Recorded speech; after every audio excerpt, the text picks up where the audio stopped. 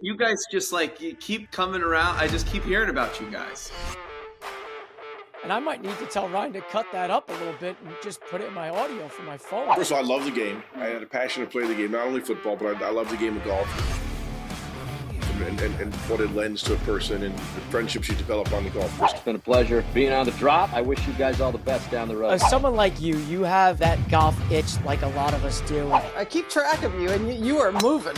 You are on the move. So listen, I'm a big New Jersey golf guy. You're very kind, Mike, and you too, Ryan. It's a pleasure to be on just a couple of Jersey boys here talking about something we love. All the best. I really enjoyed it. This is the Drop Podcast where we talk golfing in the Garden State. I'm Mike Poro, and this is Ryan Coulott. What's up, Drop Pod people? Welcome back to episode 152. You got Mike and I back this week. We are both here in New Jersey. We are both, done with our vacations. We're back, and I would argue better than ever. I mean, how you doing, big fella? It's been a little bit before you and I have been able to connect like this. We've, everything's going well. Everything's going well. Summer's rolling on, and yeah. Can you believe it's September? It's crazy. We talked about posting season. I felt like yesterday. It's September, and now we got to talk about the end of posting season. Crazy. Time flies when you're having fun. This is my favorite time of year, though. I love the fall. You got football just getting started. Baseball playoff races are coming up. But more importantly, right? Nobody looks better in pants and a vest and a polo than I do, and that's the golfing attire, and that's what we're in. So I'm excited about that. Mike, let's run through our schedule for this week real quick, and then we'll get started with the episode. Yesterday, if you guys didn't catch it, we got a heavy Crystal Springs week, right? Mike played the 7th hole at Crystal Springs. It's a par 4 that was out yesterday. Head over to YouTube, head over to Instagram, go check it out. Today, Tuesday, is episode 152. Again, as Mike said, September 2nd. We're early September. This is wild to think about. Tomorrow, Wednesday, is my Ryan's verse at Crystal Springs. I took on the 11th hole, par 3, 156 yards.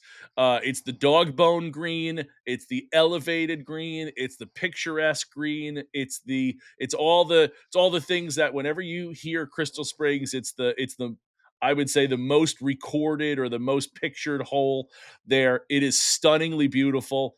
Unfortunately, I would say that it doesn't do it justice how high up you are, hitting from on top of this cliff to a green that is a couple hundred feet below you. I mean, it is wild. So I took on that hole.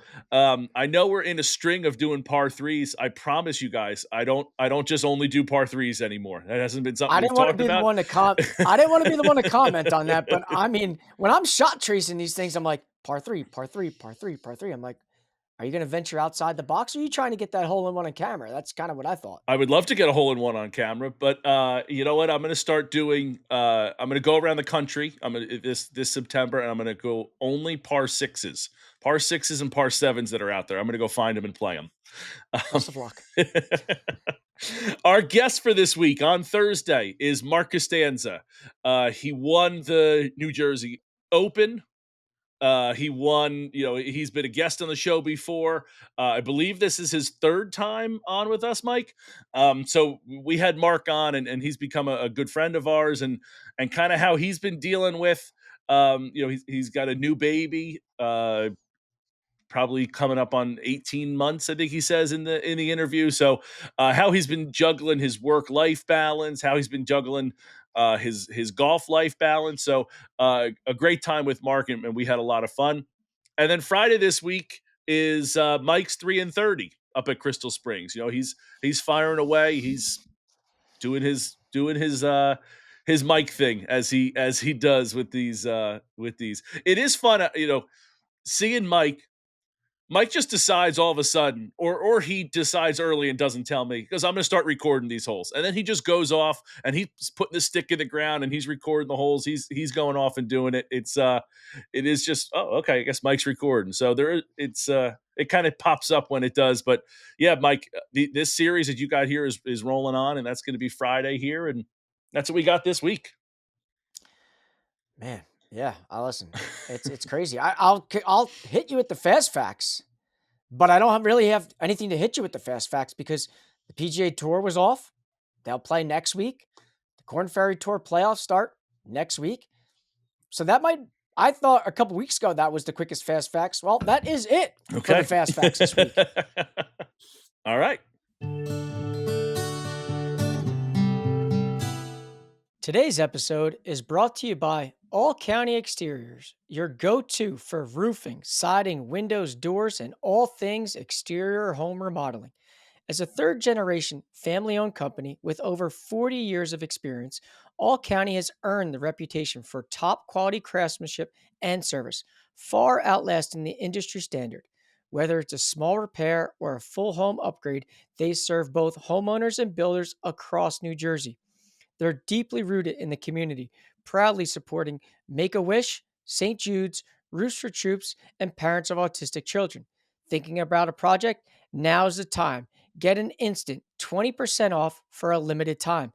Call 732-370-2780 or email them info@allcountyonline.com to schedule your free, no obligation consultation. That's 732-370-2780. All County Exteriors, quality you can trust. So, Mike, let's get into the episode then. And I think we got to start here. Let's kind of start in this order. We had the Tour Championship. The big takeaway from it, well, I would say the two big takeaways from it. They started all even. Nobody started on this sliding scale, which we've talked about here is kind of a fugazi, starting spot. And how do we really crown a champion when, they're starting so far ahead? And the other big one is that Tommy Fleetwood finally wins a tournament here in America, here on the PGA Tour. And those are the two big takeaways. And I know that it was last week now, and kind of has been, probably all talked about, but Mike and I, we were off last week, so we're going to talk about it now. Of those two topics, which do you want to talk about more? Well, I think, congratulations to Tommy Fleetwood. I know we 100%. know nothing about Tommy Fleetwood. We don't know Tommy Fleetwood, but I think when you're that close that many times, it's like, come on, man. We're just everybody. You're like the darling of everybody. I mean, that Sunday alone, Caitlin Clark's tweeting things out. It's got to be Tommy's day, right? And then he actually wins, and now you got LeBron tweeting things out, like, so you could see the impact that a guy like Tommy Fleetwood has on the everyday golfer, rooting for someone like that to actually win and then to finally win. Kudos to him, man. Yeah, for sure. Tommy is I was not a Lee Westwood guy. In fact, I hated Lee Westwood. So seeing someone like him constantly not win back in the day made me very, very happy. Tommy, I don't have that for. I really was rooting for him. I do want him to win. So I don't know the difference, but it was both English guys, I guess. But there's those connections. I don't get rubbed the wrong way with Tommy. I get rubbed the right way with Tommy. He's got it all going on. He's a great golfer. He's got the flow. Again, we don't know anything about him. There's no connection there. I do like Tommy Fleetwood, and I was so happy to see that he won. So big congratulations to him, and finally get the monkey off his back there. Yeah, nice title to have too. He's the tour champion. There's where the controversy comes in, Mike, that I wanted to bring up. Is Tommy Fleetwood the tour champion? Well, yeah, I mean, by title, yes, I got it. He won that tournament. Was he the best golfer this year? No, because I don't know if that necessarily defines the best golfer. Like that, to me, that's player of the year. He's not the FedEx Cup champion. Like, I guess technically he is because he won that event, but I think that's part of the problem right now at the PGA Tour is them trying to figure that whole ending to the season out, because I think the way it ends, I like the idea of it drops the number from 70 to 50 to 30. I like that because that bubble number is always interesting. We saw it firsthand with our guy, Chris Goddard, hovering right around 28, 29, 30 to get in.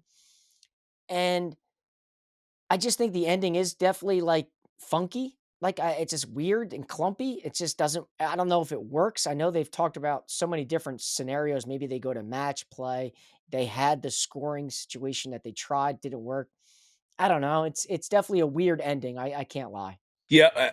While I didn't love the -10, -9, -8, and then a bunch of people starting at 7 and 6 and 5 and so on and so forth, I can't. And I'm, again, very happy for Tommy Fleetwood. I'm excited to see that he won a tournament. I have a tough time calling him the tour champion this year when Scotty Scheffler has been the best golfer all year. And if we use last year's metrics, Scotty wins the tournament and is the tour champion. So I have a tough time calling him. He could be the FedEx Cup champion. That, he won this series. I'm good with that. I'm good with being this tournament's champion. Good with that. But to be the tour champion, like, to me, that says, like, you won the tour for the year. I just don't think Tommy did. And I have a tough time kind of wrapping my mind around it. Now, that said, I don't know how to fix it, because while I didn't love the 10 under, I dislike this more. Calling him the tour champion, I dislike more than going back to the way it was. I do like the idea of a match play. Like, kind of, it was discussed of, you got the 70, getting it to 30, get it to from 30 to 16, and then start a match play. Do like a bracket style match play. I think that might be a better way to do it, to really crown a champion.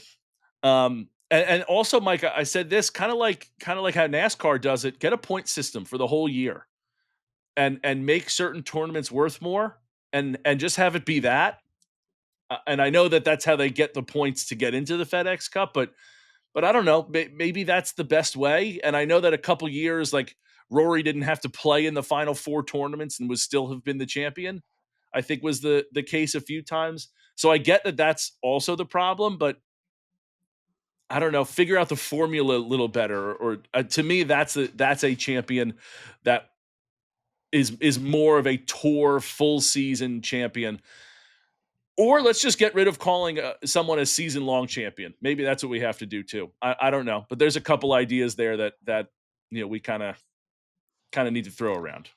Yeah, I definitely think how and where you finish in the tour championship shouldn't ultimately dictate the FedEx Cup standings Mhm. because of how it's done. I do know that they kind of were paying Scotty after each week, because if you're first after this week, you were still getting a nice check of 10 million bucks, so on and so forth.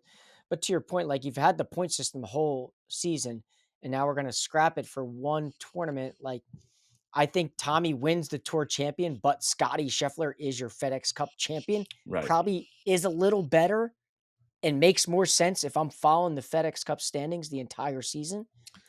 But I think that's one of the things they need to work out. Yeah, they're definitely they're in a workaround for sure, because this is there's something off about it. And again, I don't want to knock Tommy. I don't want to knock anything that's going on with the tournament, because I do like the going from 70 to 30, and breaking it down that way. But I don't know. It just seems like there's two. It just seems like they're missing something. They're missing this end of the season, and I don't know. I think match play is the most exciting thing that you can get in golf as far as that goes. The problem is you're talking about TV contracts and sponsorships, and that's when that comes into play, and I don't think they'll ever go to that. I mean, they got rid of the one tournament of the year that did that. So I think it's just a battle that they're going to have to try to intrinsically face. I agree. Are you looking for the perfect place to tee it up this season? Or just looking for a great spot for casual comfort food? Or the most picturesque backdrop for the wedding of your dreams? Then you need to visit Galloping Hill Golf Course in Kenilworth, New Jersey. Galloping Hill has 18 holes of championship level golf open all year round. They also offer a top 50 in the country learning center that also includes the swing suite at Galloping Hill for those bad weather days during the season, in addition to a 9-hole course that is ranked in the top 10 of short courses in the entire country. Galloping Hill is more than just golf. The Hill Tavern Bar and Grill is a gastro pub with seasonal food and beer options updated regularly with amazing views of the course. Hosting over 150 golf outings and over 400 social events per year, their catering team wins awards each year from the Knot and Wedding Wire. Schedule a tour for your special event at the clubhouse at gallopinghill.com. To top it all off, Galloping Hill will be hosting the New Jersey Men's Public Links Championship for the record 12th time. It's all happening this year at Galloping Hill. We had that tournament.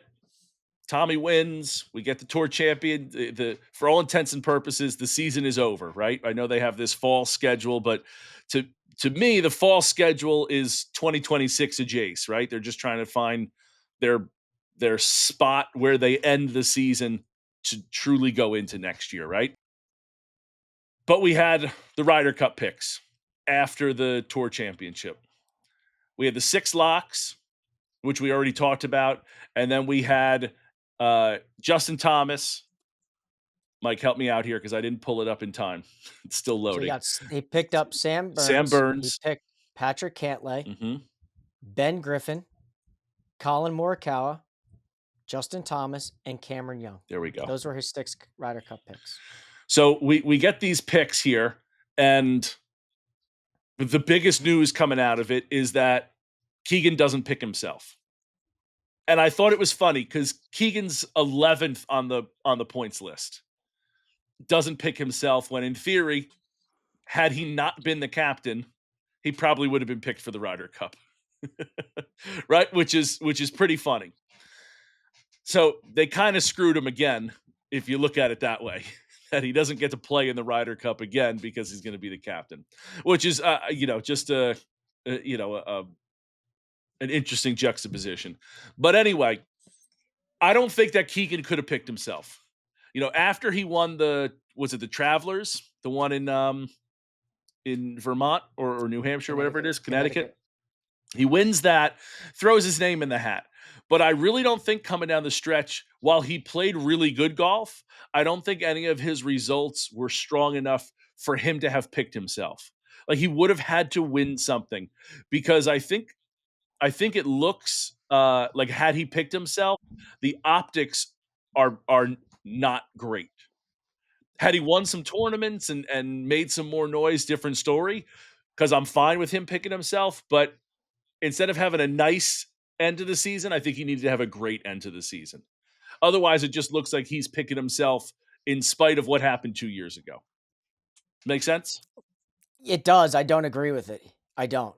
Okay. He should have been a pick. And I think because I look at it this way. He's in a lose-lose situation, right? If he picks himself and they lose, he's going to hear it. If they lose and Ben Griffin stinks, he's going to hear that you should have been playing on this team. Mm-hmm. At the end of the day, I want the best 6 guys that I think are going to make up this team. Clearly, we've all learned through Netflix and Full Swing that there's not a guy in the world, even Tiger Woods included, that cares more about the Ryder Cup than Keegan Bradley. To me, Keegan Bradley should have picked himself over Ben Griffin. No questions asked. I understand Ben Griffin's had a great season. I understand it's like, let me get some new, maybe some new guys in the mix and let them get their feet wet. Frankly, I don't care. You're in the Mecca of the United States, probably the world, in New York City. You're at the public golf course of the world, probably, or the country, in Bethpage Black. This dude grew up playing Bethpage Black. It is all there for Keegan Bradley to say, hey, listen, I know I got screwed by Zach Johnson in the boys club last year, but guess what? It is a full-on redemption plan.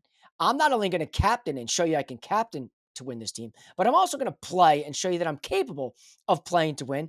And I've picked 6 very good vice captains that have experience that I can rely on, that I can chat with, that I can talk to ensure that we're putting the best product out there. Because if there's a guy that cares more about it, I don't know who it is. This guy, I'm sure, would be staying up watching film, per se, talking to people, figuring the whole damn thing out to make sure that the best guys are out there playing. And frankly, he's one of them. I would love to see his fire emotion making a birdie putt, chanting up the crowd. Instead, he's going to be on a headset. He's playing second fiddle in my eyes because, listen, there's a difference to be in the arena and on the sideline of the arena. And right now, like, he's on the sideline when we all know he deserves to play in this tournament. I know he's 11th, but he took Cantlay, who was 15. Mm-hmm. He took Cam Young, who was 14. Sam Burns was 16. So Mm-hmm. the numbers are irrelevant. Yeah. Keegan Bradley deserved to pick himself on this team. So I want to ask you, Mike, if you were captain, are you picking 7 through 12? Never. Okay. Never, ever, ever. So when you said you want the best guys, those are in theory the best guys. From a point standing system, right? We both know there's a lot more that goes into it than who's accumulated the most points. Because listen, Bryson played 8 events and he's in the top 6. I'm sure Ben Griffin played 48 events to finish 9th. There's a major difference in how points are accumulated. It's very skewed. It's a skewed system because you're playing more, you have an opportunity to earn more. If you're a little more selective, you're not going to earn as more, but you better play well in those. So a guy like Ben Griffin, to me, like doesn't move the needle. Mm-hmm. I'm not turning on the Ryder Cup to watch Ben Griffin. Frankly, I hope Ben Griffin doesn't play. And no offense to Ben Griffin, don't know who he is. But I'd much rather watch Keegan Bradley pumping his fist, high-fiving Justin Thomas, shotgunning a beer with Sam Burns, than watch Ben Griffin make a TikTok and then be like, hey, I'm back. Like, Ben Griffin doesn't do it for me. Keegan Bradley does. I didn't know Ben Griffin was big on TikTok. So yeah, huge on TikTok. Okay. Huge. I wouldn't pick him just for that because I think that's obnoxious. But yeah, I don't disagree with you, Mike. I think Keegan didn't pick himself because I don't think he played as strong enough as to make the case to be there. I think if he was 7 or 8, I think he picks himself. But I don't know, 11, I can understand why he didn't because it's such a big role. That said, if he's not the captain again, he would have been picked. I don't think there's any doubt. That's where you're right. You're right. That's where I struggle. You put Furyk as the captain. If Tiger's the captain, they're picking Keegan Bradley just because he's Keegan Bradley. I'll tell you what. Here's what he should have done. He should have picked himself. Takes himself out of the captaincy. Okay. And then they're only going to go in with 5 captains. And then at dinner the night before, right? All of a sudden, there's this plume of smoke, right? There's music's playing, and Tiger Woods comes walking through the plume of smoke, and he's shooting off fireworks. You got eagles flying, just like the thing I sent you on Instagram. I think that's how. There's your 6 captains. Keegan's still playing. You got Tiger involved. It's Bethpage. That's how you do it. Wow, now I'm ready to run through a wall right now. If that happened, holy hell, there's not a bigger person that'd be going, let's go. I'd be driving to Bethpage just watching that happen. I would have loved to see that. That'd be all time. Yeah, I don't know. I agree though. I don't know. That's right. Listen, I know Keegan probably didn't want to, ruffle some feathers, but no offense, they really ruffled his feathers last year by doing what they did or 2 years ago, doing what they did to him and seeing how much they laid an egg. Clearly the intensity, the fiery, the motivating factor that Keegan Bradley brings. Listen, should have been on the golf course. And maybe he thinks like, hey, I'm not going to pick myself because I need to give all that fiery energy to all 12 of them, not me and my partner on the course. Maybe that's what he was thinking. But I want to ask you, like, kind of why do you think he overlooks Maverick McNeely, Brian Harman, Andrew Novak? Like, I think I got a theory why. Yeah, like why does he essentially goes 7, 8, 9, skips over 10, 11, 12, 13, and goes to 14, 15, 16.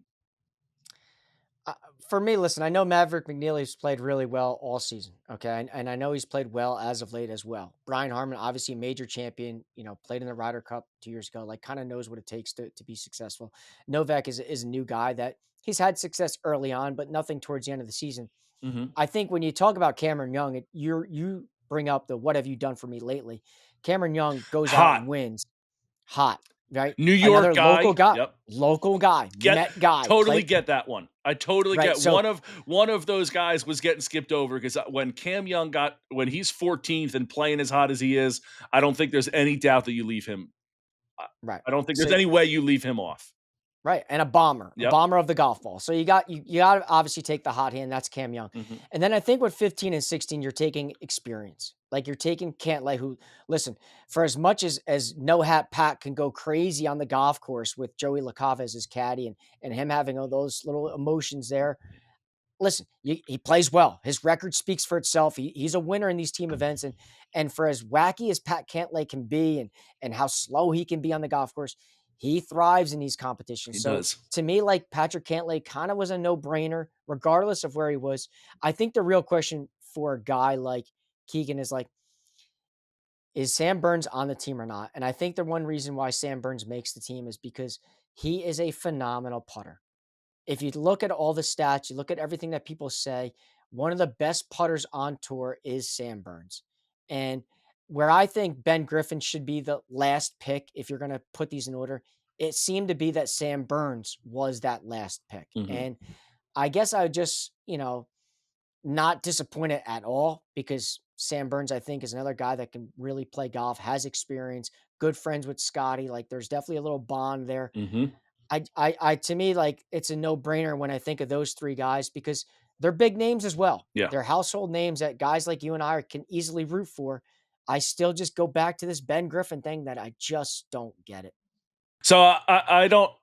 Yeah, Cam Young is an easy one, like you said, New York guy, hot at the right times. Like, okay, to me, you look at like there should be more of the points again going to like the algorithm with what we just talked about with the tour championship. Like there needs to be more points or emphasis put on how you're playing lately and playing the hot hand. And I don't think Cam Young played particularly great early in the season, kind of slow start, and is getting all of his points now. To me, that matters. And I think it's the opposite for someone like Brian Harman, who all of his points, he's got a lot of them based off of winning a major championship last year. And I don't think he was playing particularly hot coming into this. And I think that would, like, to me, that's why that happens, right? Patrick Cantlay, again, he's 15th. I'd have to look to see if he's getting his points more lately, but a guy who's proven himself in Ryder Cup play.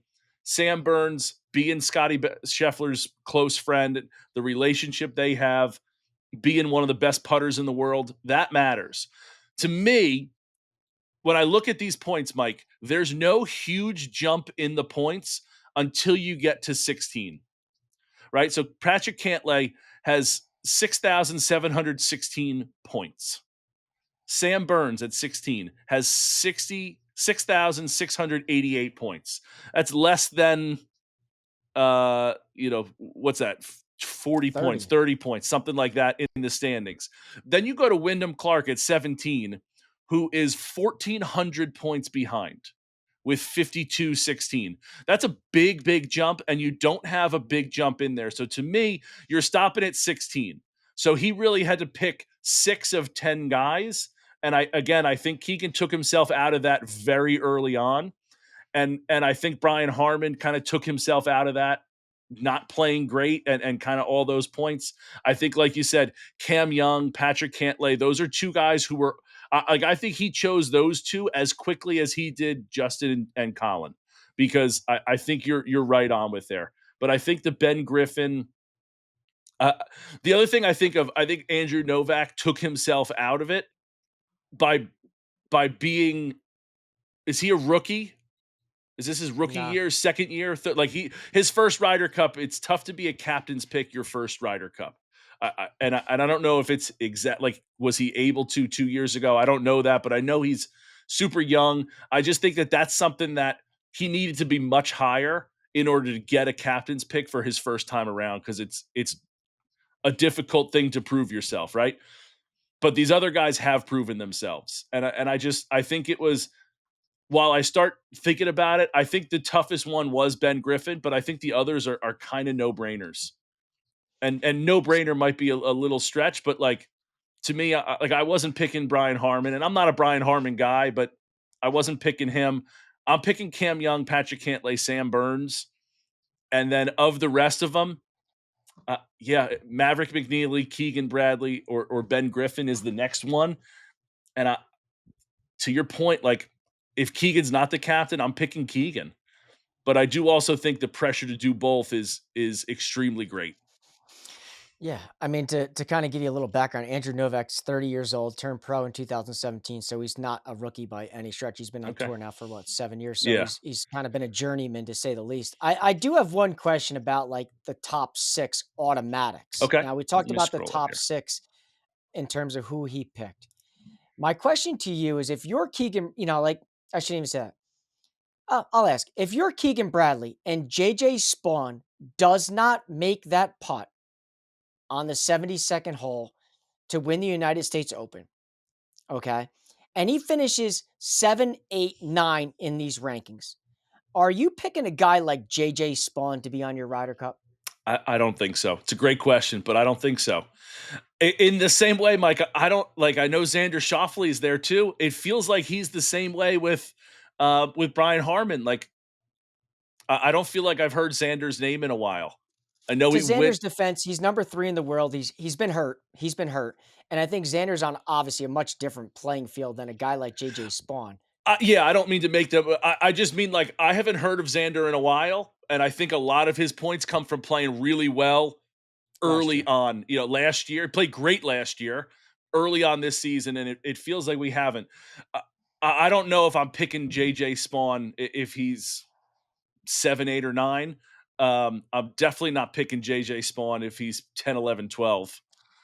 But I think that goes to the points. Like, I don't know. I haven't followed JJ Spawn enough until the Open to see how he was doing. But I mean, he's got 14,000, almost 15,000 points. You didn't get 10 of those 1,000 by winning the Open, I don't think. I don't know how many you get, but so I don't know where he finished outside of that, but yeah, he's not a name. He's not a name. He did finish second to Rory at the Players. So like he has had some good finishes at good spots. And when you're talking about the point system, like you get 1 point for every $1,000 earned at a non-major. You get 1.5 per $1,000 earned at every major. So clearly winning one of the 4 majors has a huge impact on how you win points. And clearly that's one of the reasons why Brian Harman got in 2 years ago. That's one of the reasons JJ Spawn's getting in now. So I understand like putting the emphasis on majors matters, but I kind of agree with you. If JJ Spawn doesn't win that United States Open, no offense, I'm not picking JJ Spawn. I'm not. Like, it's not even in consideration for a guy like me. And I may be too much of a traditionalist, and I'm not saying boys club. Listen, maybe I'm being biased here to my guys here in the Garden State, but I'm taking Chris Gotterup. Like a guy like that, like those are things. And I get it. He didn't win the United States Open. I understand. Don't DM me and tell me that. I understand that. But I do think a guy like Chris Gotterup here in New York, the Jersey juice is flowing. I mean, I don't know. To me, that just made so much sense. Yeah. I don't. Obviously, we were rooting for Chris, but I don't think Chris made enough noise. In the playoffs? What he finished? He didn't. T10th. He just kept squirting by. He kept he finished 28th out of the top 30. He finished. I don't think he didn't kick down the door. He kept squeaking through it. Yeah. And like I said, look, going back to my points theory before, Sam Burns has 6,688 points, 6,688. Chris has 4,570. So big difference. Hot hand, yes. Was rooting for Chris, 1,000%. I just, like I said, I think it stopped at 17. Wyndham Clark, Lucas Glover, Akshay Bhatia, didn't have a shot. Right. And obviously this is coming out on the 2nd, but yesterday the Europeans made their picks, which is something you and I can discuss next week to kind of recap their picks. I do have their points up here, Mike, and I did want to ask you, if you go with the 6 that we've picked, or the 6 that were automatic bids, and their 6 automatic bids, you got Rory, Robbie Mack, Tommy Fleetwood, Justin Rose, Rasmus Højgaard, and Tyrrell Hatton.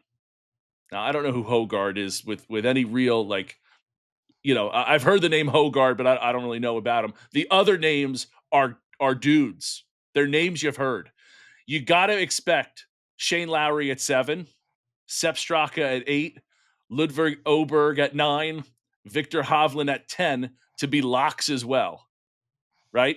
And if you go by my points theory, you got a big jump down to 11 to get Matt Fitzpatrick at 11, and then you're looking for one of the next couple.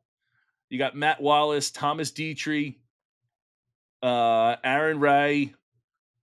I think you're out at that point. So I think you're going to look like, I wouldn't be surprised if it is Thomas Dietrich. But anyway, I just want to go by the names. Our 6 versus their 6. And they have more name guys, household guys than we do. I will say this real quick. You're forgetting somebody in the top 12. Yeah. Where is John Rahm? Why is he not on John this Rahm list? well, he is. He just has his points are all the way at the bottom. He's like 20th. So when you talk about like who the Ryder Cup picks will be, I agree. I think it's going to go Shane Lowry, Straka, Oberg, Hovland, Fitzpatrick, and that 6th guy, John Rahm, is going to be a guy. There you go. John. Sorry, yeah. I didn't scroll far enough. Yeah. So that squad is loaded. Capital L. Yeah. And I just, again, not that I'm rooting against us. We're underdogs. We are underdogs. They have more at name home, brand we are recognition than we do, than our guys do. You want to say Scotty and Rory cancel each other out? Sure. But I'll tell you, JJ Spawn and Robbie McIntyre, maybe they cancel each other out too. Right. But then Xander and Tommy, as far as name recognition, maybe they do. But then you got Justin Rose is much more name recognition than Russell Henley. Tyrrell Hatton is much more than Harris English. And then, okay, we'll take Bryson because he's more than Hogard. But I'll tell you, you put John Rahm in the top there because he just doesn't get the points. You're looking at a 6-on-6 that is vastly different than ours.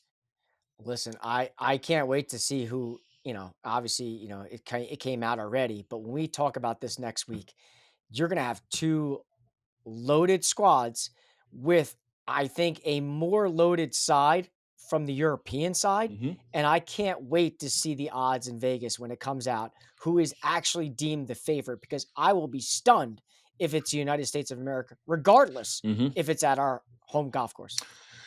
Yeah. And I think that's part of the nuance there, that they have a, each country gets to set up the course. That's the nuance there. So I think that's part of the why Keegan picks some of these other guys. They do something, they match up something. You talked about Sam Burns being an excellent putter. Maybe they're planning on putting the pins in some diabolical locations where putting is going to be a premium, just like they've talked about like 4 years ago. It was a bomb and gout. Like, we're going to bomb the course. We hit it farther. We're going to use those analytics. Maybe that's part of the reason why they pick that. But when you go and you look at just on name recognition, I think the Europeans, like you said, are going to be the favorite there. Like, let's change gears for a little bit. We got a few topics we got to hit here real fast, and talk about some things that have happened since we've been away, but that are deserving of our mentioning. Megha Ganne, Homedale's own, wins the U.S. Women's Am. How I don't even know how to describe the immense importance, the congratulations, the heaviness that is. That's wild that she wins the U.S. Am, Women's Am. Yeah, listen, it was one of those things. Not only does she win it, she wins it right out there at Bandon Dunes, one of everybody's favorite destination golf spots in the world. She goes out there and plays unbelievably well. And just listening to her in these interviews afterwards, she just seems like the everyday person, the happy-go-lucky girl that's willing to do whatever it takes to be successful. And she continues to find a way, entering now her senior year there at Stanford. Like, obviously the exemptions are endless, in terms of what she gets for winning that tournament. But you just start to think big picture with a girl like her, and it's like, man, the LPGA Tour is set for another superstar. Yeah, it's incredible. She's coming into her own, I would say. I mean, she's been a stud through the juniors, and you and I have fortunately gotten to see her grow up a little bit through her junior time, and being so close to home here. It's really exciting to see her kind of blossoming finally. Maybe not finally, but like getting over the hump, right? She wins this. She was tied for the lead. Was it last year, 2 years ago, 3 years ago in the U.S. Women's Open? Um, like she's right there, and it seems like she's kicking the door down. And what's this going to be? Junior year at Stanford? No, she's entering her The senior senior year. year at Stanford. It's what her future is just so bright that the LPGA has another stud just in the making here. Yeah, listen, kudos to her. I know I've reached out to her and her team about seeing if we can find some time. She did just play in the LPGA Tour event up there in Boston, so she's obviously a little busy.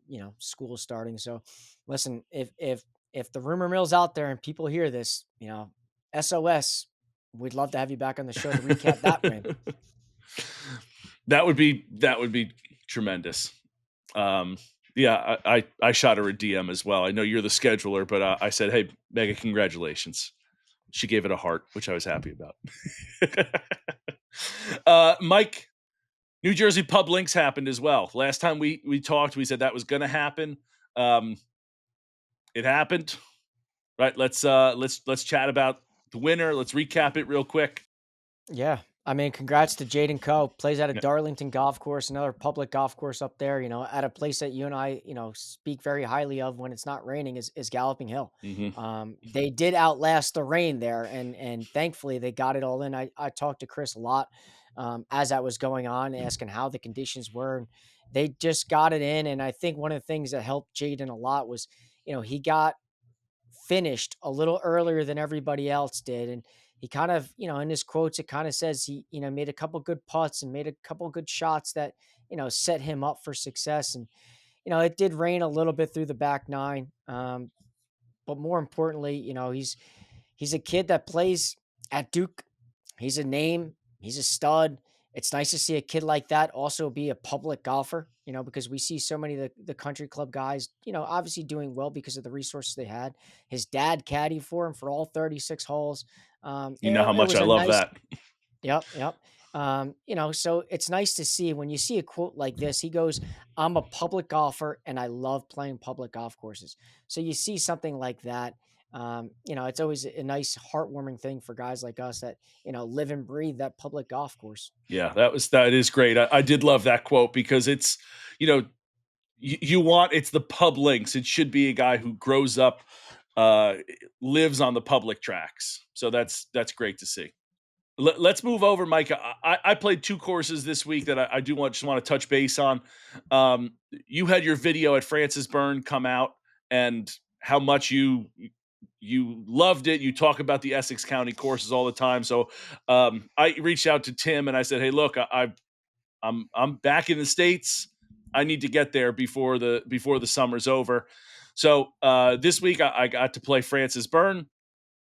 And I just, to your point, it is the people of Essex County are so lucky that they get to play there for the price that they get to play it at, for the having it be close to home. It is a fantastic track and layout. And man, it is a really, really, really great golf course. I feel like there's a but though coming in here. Oh, no but. no but there. No, it was, I don't have a but. It's excellent. It's no doubt worthy of being one of the top in the state. It has no doubt, like the course conditions were excellent.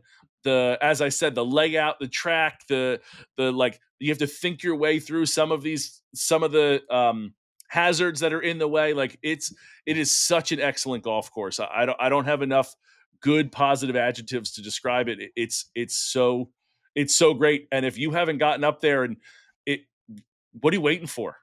Get up there, go play it. It is excellent. You know Does what? it have a I wonder does it have a why. rating? I wonder. I know why people haven't gotten up there because all the times are full. That's why. Yeah. It does have a rating, Mike. Um, it's before I give it a rating. Over this winter, you and I need to go through the rating system because while it has been, here's what I'm finding we're running into. I think we're 90 to 95% there with the ratings here. Here's what happens. A course like Byrne gets knocked because something that counts equally is practice facilities and pro shops and uh, food and beverage are a couple different ones on there, and they weigh the same as the course conditions and course maintenance. And I think I think we need to add either another category for the course, like the track, the layout, the like something like that in there, because a course like Byrne gets hit hard on its rankings here. It doesn't have a practice, it's got a practice putting green, but there's no driving range. It's got some nets that you hit into, so it gets knocked by that, and we have to rate the course as we have our ratings. But I do think that that's something I did even find.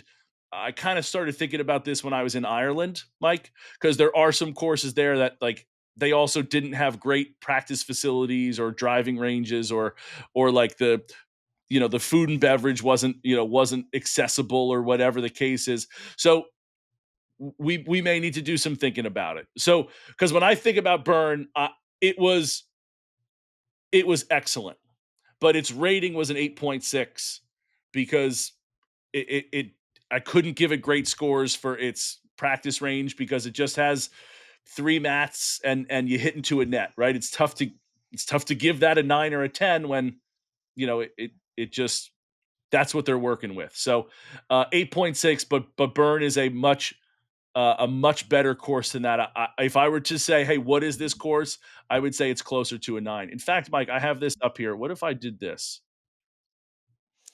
I think to your system, I actually like your system. I will agree to disagree on some aspects of it because I think you have Okay. a very good system here. I think we need to just change it to where it's weighted differently. And maybe that's think, it. I think a pro shop facilities and food and beverage should be maybe 0.5.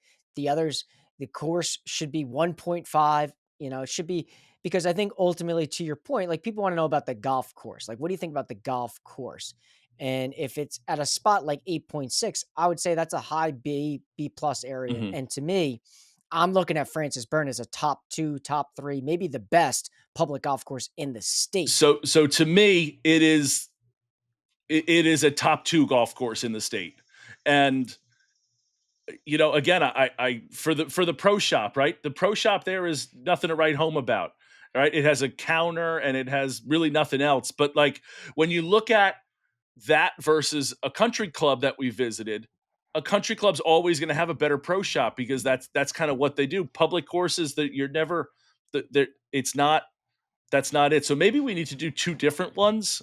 But to your point, I do think we need to look at like the rating, the weighing of it, or something like that. Because when you get rid of some of the when you get rid of those 7s, which I gave it, it goes up significantly higher and gets to where it should be. It gets to into the 9s, which is where it should be. I would agree. So, yep, 100%. So, like I said, I think I texted you that when I was over or got back from Ireland because I started seeing it when we were in Ireland.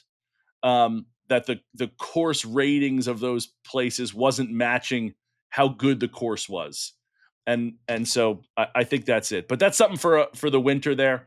I did also play Beacon Hill, and I love Beacon Hill. I'm just gonna tell you straight out. I think it's a super fun track. I think it's a course that I could play every day. I think it's a club that I could be at every day.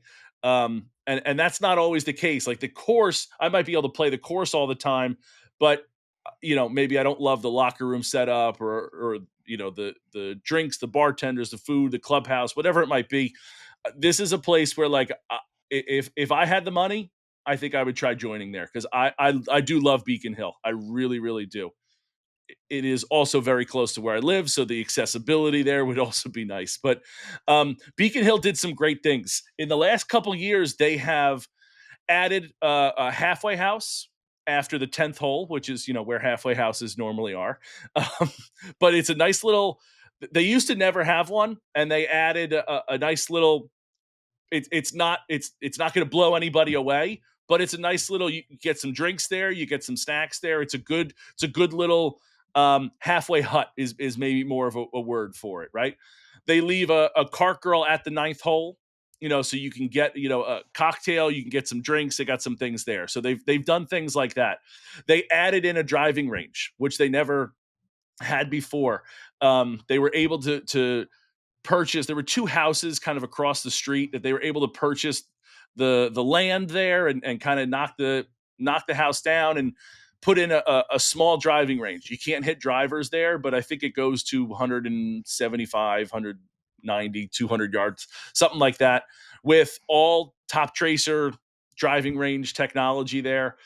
Grass during the weekends. They got the mats for the week so they can grow the grass back. But they're making good changes there. And in turn, then they've done some things to the course. The routing of not the routing, but making some holes larger and kind of changing some places. They've done some really great things there.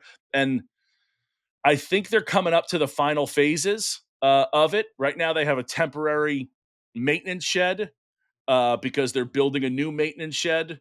And then when they take down this temporary one, I do think that they're going to make one of the holes longer, which will again expand some yardage a little bit and kind of make it a little bit a little bit longer as far as the total yardage. But they are on kind of they're limited to what they can do. They don't have unlimited property. So all that said, I do love it.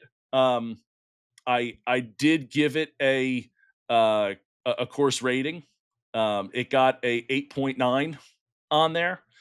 But again, I absolutely love it. I could play it all the time. I really, it's a fun place for me. It really is. I have, maybe it's the good memories, maybe it's the, whatever it might be, but I do really, really enjoy it there. Sounds like you had a nice little busy week there. I did. I before the end of summer, I came back from Ireland. I kind of took a week off because 6 courses in 6 days will kind of hurt the body. So I took some time, and then this week I played twice. I'm trying to get another one in.